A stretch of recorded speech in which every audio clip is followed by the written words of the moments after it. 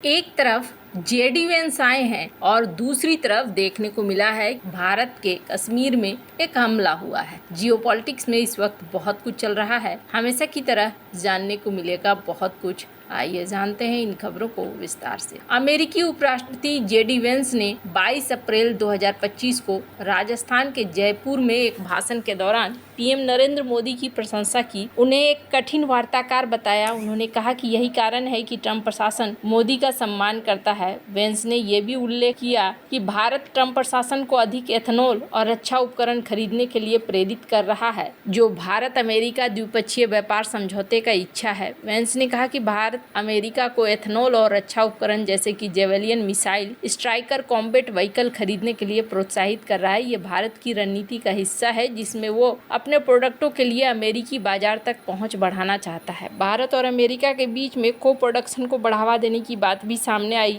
जो दोनों देशों के रणनीतिक और आर्थिक रूप से फायदेमंद हो सकता है। वेंस ने नाभिकीय ऊर्जा के क्षेत्र में भारत और अमेरिका के बीच सहयोग की संभावनाओं पर जोर दिया। उन्होंने कहा कि अमेरिकी ऊर्जा भारत को नाभिकीय ऊर्जा उत्पादन के लक्ष्यों को प्राप्त करने में मदद कर सकती है। ये सहयोग न केवल ऊर्जा क्षेत्र बल्कि टेक्नोलॉजी और रक्षा जैसे क्षेत्रों में भी विस्तारित हो सकता है। वेंस ने कहा कि ट्रंप प्रशासन एक संतुलित और खुले व्यापार तंत्र की वकालत करता है जिसमें सभी भागीदारों के साथ पूर्ण निष्पक्षता हो। उन्होंने पीएम मोदी को कठिन वार्ताकार बताते हुए कहा कि वह भारत के हितों की मजबूती से रक्षा करते हैं। बीटीए के तहत दोनों देश नौकरी सृजन, आपूर्ति श्रृंखला एकीकरण और पारस्परिक लाभकारी व्यापार को बढ़ावा देने पर ध्यान दे रहे हैं। वेंस ने भारत को अमेरिका का प्रथम श्रेणी का रक्षा भागीदार बताया और हिंद प्रशांत क्षेत्र में स्थिरता सुनिश्चित करने के लिए दोनों देशों के साझा हितों पर प्रकाश डाला। उन्होंने कहा कि इस साल भारत में होने वाले क्वाड शिखर सम्मेलन दोनों देशों के हितों के संरेखण को दिखलाता है।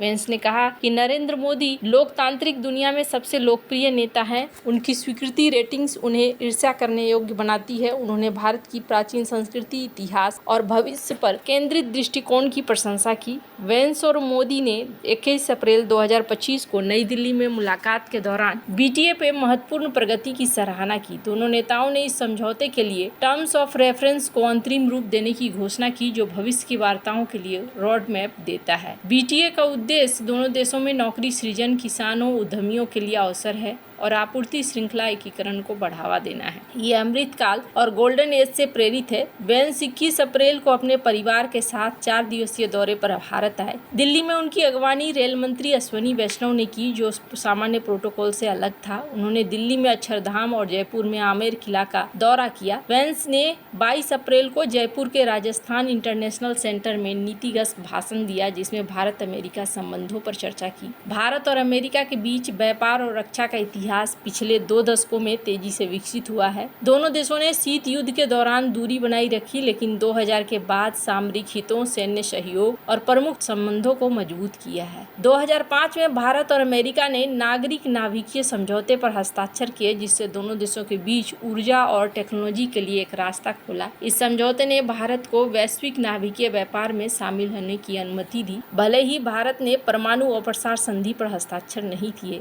इस समझौते पर भारत अमेरिका संबंधों को रणनीतिक स्तर पर मजबूत हुआ और रक्षा, टेक्नोलॉजी और व्यापार जैसे अन्य क्षेत्रों में सहयोग की नींव रखी। ये वर्तमान बीटीए में नाभिकीय ऊर्जा सहयोग की चर्चा से तुलनीय है, जहां वेंस ने भारत के नाभिकीय ऊर्जा लक्ष्यों में अमेरिकी सहायता की बात की। साल 2008 में भारत ने अमेरिका से 12 C-130 सुपर हरकुलस विमान खरीदे थे, जो विशेष अभियानों और आपदा राहत के लिए थे। साल 2013 में 11 C-17 ग्लोब मास्टर और 12 P-8I पोसाइडन विमान खरीदे, जो समुद्री निगरानी के लिए थे। साल 2023 में भारत और अमेरिका ने GF414 जेट इंजन के उत्पादन के लिए भी हस्ताक्षर किया है। अब ऐसा देखने को मिल रहा है कि क्वाड को लेकर एक बार फिर से ये सामने आ रहे हैं। इसका मतलब है कि क्वाड पर बात आगे बढ़ेगी। हालांकि इसी बीच एक और चीज देखने को मिल रहा है, और वो है कि जम्मू कश्मीर के पहलगाम में हुआ हमला। दक्षिण कश्मीर के अनंतनाग जिले में स्थित पहलगाम के बैसरन घास के मैदान में आतंकियों ने पर्यटकों पर अंधाधुंध गोलीबारी की है।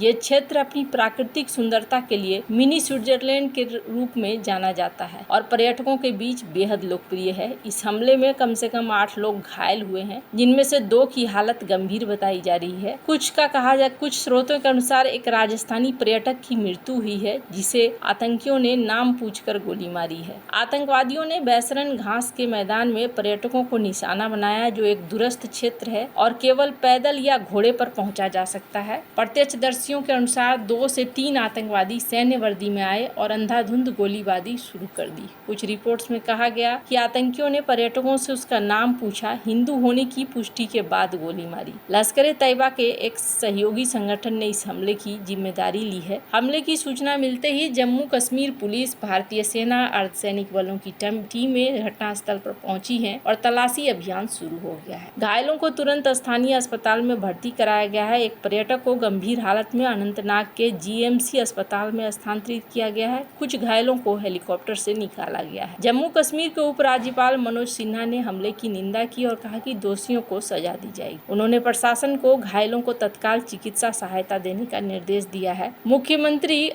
उमर अब्दुल्ला ने इसे जघन्य और अमानवीय करार दिया है। घायलों की इलाज की व्यवस्था देखने के लिए तुरंत श्रीनगर लौटे हैं मुख्यमंत्री। भाजपा नेता का कहना है कि ये हमला पाकिस्तानी आतंकवादियों ने किया, जो निहत्थे पर्यटकों को निशाना बनाते हैं क्योंकि वे भारतीय सेना का सामना नहीं कर सकते। मोदी ने गृह मंत्री अमित शाह के साथ टेलीफोन पर बातचीत की, घटनास्थल का दौरा करने के साथ ही सभी आवश्यक कदम उठाने के निर्देश दिए। पूर्व मुख्यमंत्री महबूबा मुफ्ती ने हमले की निंदा की और एक गहन जांच की मांग की, ताकि दोषियों को न्याय के कटघरे में लाया जा सके, भविष्य में ऐसी घटनाओं को रोका जा सके। ये इस साल पर्यटकों पर पहला बड़ा आतंकी हमला है, जो कश्मीर में सुरक्षा स्थिति पर फिर से सवाल खड़ा कर रहा है। जम्मू कश्मीर में आतंकवाद का इतिहास दशकों पुराना है। पर्यटकों, तीर्थयात्रियों, नागरिकों को निशाना बनाना आतंकवादी संगठनों की रणनीति का हिस्सा रहा है। पहलगाम जैसे पर्यटन स्थल को बनाकर आतंकी न केवल डर फैलाना चाहते हैं, बल्कि क्षेत्र की अर्थव्यवस्था और सामान्य स्थिति को बाधित करना चाहते हैं। मई 2024 में पहलगाम में एक पर्यटक दंपति पर आतंकियों ने हमला किया था, जिसमें दोनों घायल हो गए थे। इस हमले में एक खुले कैंप को निशाना बनाया गया था। बाद में सुरक्षा बलों ने अनंतनाग के 2 हाइब्रिड आतंकवादियों को गिरफ्तार किया था, जिनके पास से पिस्तौल, ग्रेनेड और AK राइफल के गोला बारूद बरामद हुए। ये घटना दिखलाती है कि पहलगाम जैसे पर्यटक